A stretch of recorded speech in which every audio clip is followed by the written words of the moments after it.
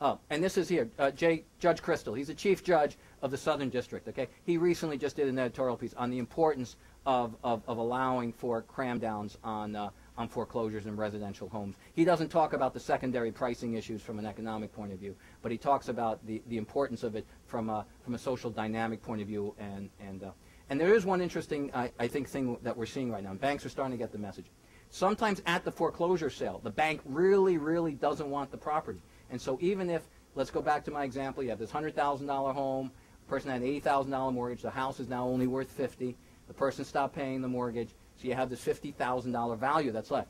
The bank will not actually put in their $80,000 mortgage. They'll actually sometimes only put in a $50,000 bid, hoping that someone will buy it between $50,000 and $80,000. So they'll take their loss of $30,000, and someone will now move into the home. They don't have to pay the taxes, don't have to pay the homeowner association assessments, don't have to pay the bug man, don't have to pay the pool man, don't have to pay to cut the weeds, and they're done with it. But at the same time, if you had an HOLC in place, they would somehow be able to get some insurance for that $30,000. Next. Qualifications for Fannie and Freddie. These are for modifications that they're doing. You can't be in bankruptcy. You have to show hardship. You have to have an outstanding loan value that must exceed 9% of home value. Basically, you can't have any equity in your home. You have to be in default. What a great thing! So if you wanna be considered for a modification by Fannie and Freddie, you can't be a big bear. You can't be a little bear. You have to be that middle bear. Single-family homeowner occupied. Mortgage payment cannot exceed 30% of total income, and then they get $800 per file from the government. It hasn't been terribly popular. Next. Modification terms right now, they extend to 40 years, they give you a fixed rate, they defer principal payments to the end, no reduction in principal even if the property is underwater. Again, this is just a Band-Aid, just a Band-Aid. This person's very interesting, Sheila Bair from the FDIC. She's been pushing a lot of these issues. I suspect that she'll have some role in the Obama administration. I think the FDIC is not a position that he can reappoint, but she's been highly, highly critical of President Bush and his response for the last 8 months to this economic crisis. Next. Very interesting. Banks. Courts on their own have been doing things to try and slow the foreclosure process.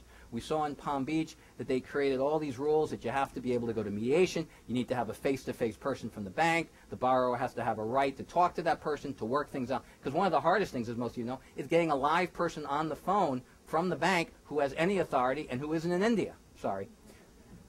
You want a real person.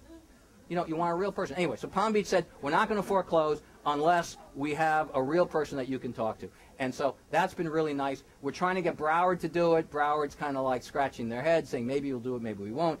Dade County is doing stuff saying that if there are any code violations at the time that someone, after the bank sells it, when the bank sells it, right? After the bank sells it, if you own a home from the bank, and you try and sell it, and there are any code violations, guess what? You can't buy it. Now, the word will get out real quickly to the banks that they're not going to be able to sell a home because the new buyer will not be able to sell it. So, which is mean that the bank's going to have to fix up the home, make sure it's clean, make sure it's habitable, or better yet, work with the existing homeowner to do something so they can stay in the home, or do a short foreclosure sale, which is meaning take the hit at the steps, and someone else will then worry about cleaning it up, knowing full well that in fact that home is not habitable.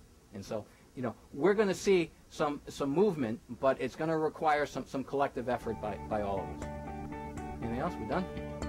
I'm done. Sorry. Did I go over? Okay, I went over. Thank you.